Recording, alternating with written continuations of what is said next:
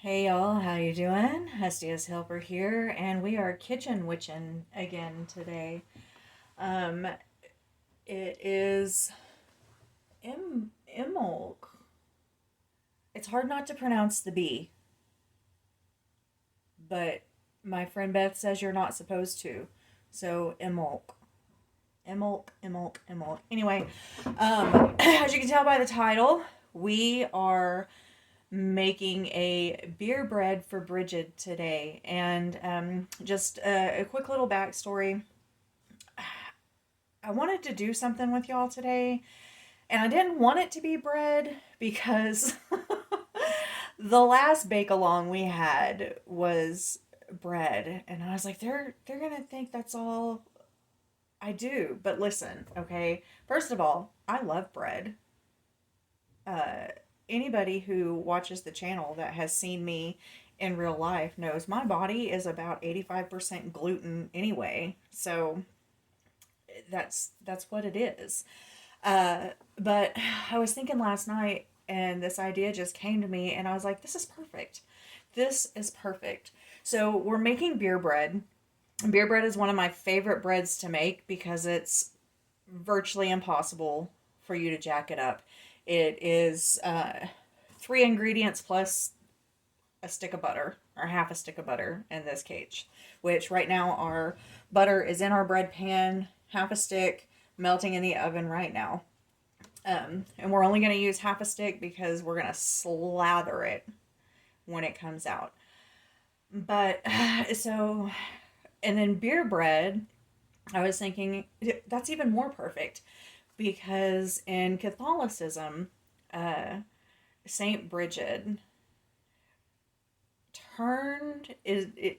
there's a legend where she turned bath water to beer, which I think is fantastic. Not quite water to wine, but listen. And what it wasn't just regular bath water, y'all. It was bath water for lepers. And she turned it to beer. So she was starting with a considerably more contaminated product. I think it only makes sense that the final outcome would be a little more bitter than wine. It's still badass, okay? So, we are making beer bread for Brigid. Now, you can Google just any regular, regular beer bread recipe. It's very simple, but I'm going to change this one up a little bit. I'm sure it's been done before, but I didn't look for it, so we're kind of going with what we know, and then we are altering it to suit our needs. Um, First of all, we have 3 cups of sifted self-rising flour. Now, if you don't have self-rising flour, that's okay. You can use 3 cups of sifted flour, 3 teaspoons of baking powder, and a teaspoon of salt. Um, and I will put this recipe along with the alterations below. And then we normally it calls for 1 to 1 cup of sugar, or 1/2 to 1 cup of sugar, depending on the recipe that you look at.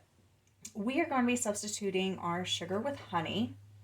Um, when you substitute honey for sugar in a recipe, you will do about 2/3 of a cup of honey for 1 cup of sugar.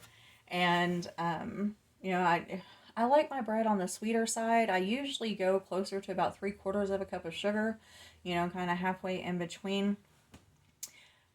I believe in divine guidance, and am pretty sure that Hestia is helping out here.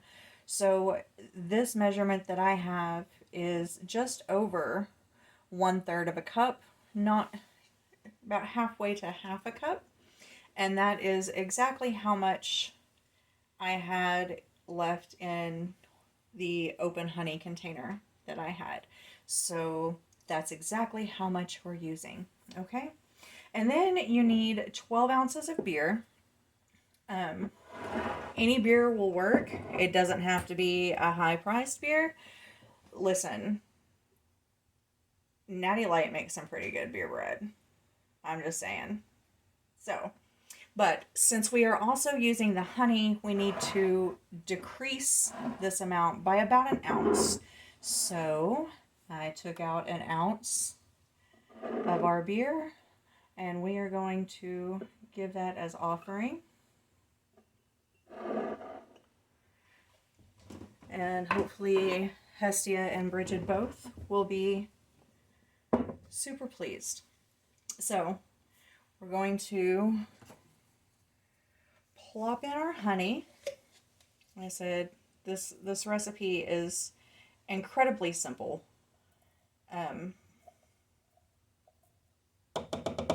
Really difficult to screw up.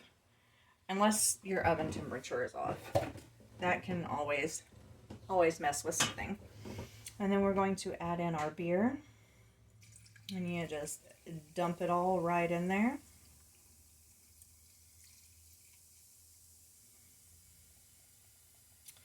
Now, I wanted to add something a little extra to this loaf. It is a celebration loaf after all. And so I will be also adding just a little splash of vanilla for some love. And a little bit of cinnamon for prosperity. I always take the shakers off of my spices as soon as I get them, because I'm either dipping measuring spoons in there or, you know, just pouring it out in the seasoning by feel. So the shakers just get in the way. I don't need them. Anybody have a crafty idea of what I can do with those shakers? Because they just honestly go right in the garbage. But, so we're just going to take a wooden spoon. You don't want to blend this. You want to mix it with a wooden spoon, a regular spoon. Would not suggest your hands because it is a pretty wet dough. We're just going to get that all mixed up. Will it look a little lumpy? Absolutely. Is it going to taste delicious? Absolutely. You don't want to stir the lumps out. The more you stir flour after you add your ingredients to it, the tougher your baked good will be. But you do want it well incorporated, and you just kind of want to take a good look inside there and make sure that you don't see like any pockets of honey that haven't been stirred into it very well. So we are going to wait for our oven to finish heating up, and then we will plop this right into our loaf pan and get it in the oven. You will cook it for about an hour. Again, if you're not sure about your oven temperature, you can start checking it at 50 minutes. Listen, if your oven's cooking bread in 15 minutes, it's not going to be delicious. It's probably going to be pretty burnt on the outside, and you need some adjusting to your oven thermostat. But that being said, just start checking it about 50 minutes in, and then once it's done, we're going to take it out, let it set for 15 minutes, that's 1-5, before we turn it out of the pan and slice into it. So let me get all of that taken care of, and we will come back and see what it looks like when it's done. Okay, so we're back. Our loaf has baked, and I've had it sitting on the cooling rack for about 20 minutes or so now. So let's turn it out.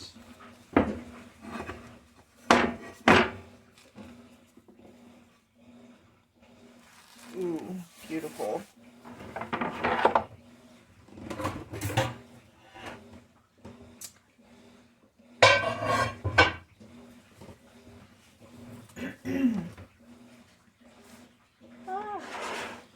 at that beautiful crust. I love a good crusty bread. Just bread, not a whole lot else. I like crusty. So let's grab a knife and cut into this and see what she looks like on the outside. It smells amazing.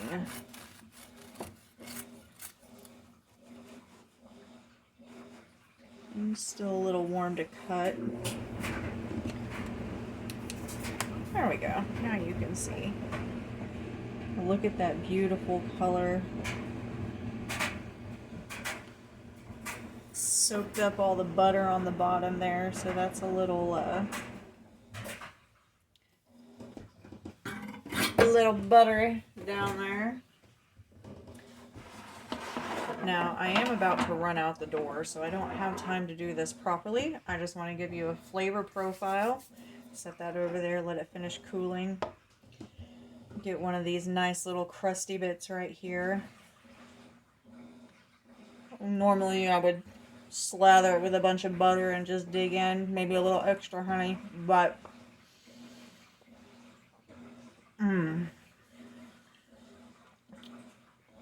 oh man, that's good. That's so good. It's kind of nutty. Maybe from the butter browning a little bit. You get that hint of honey, some vanilla.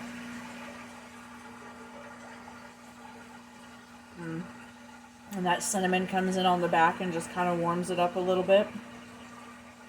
Oh, this is good. Yes, yes. Let me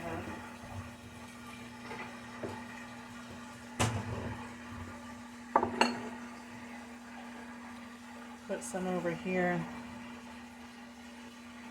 But yeah, for sure.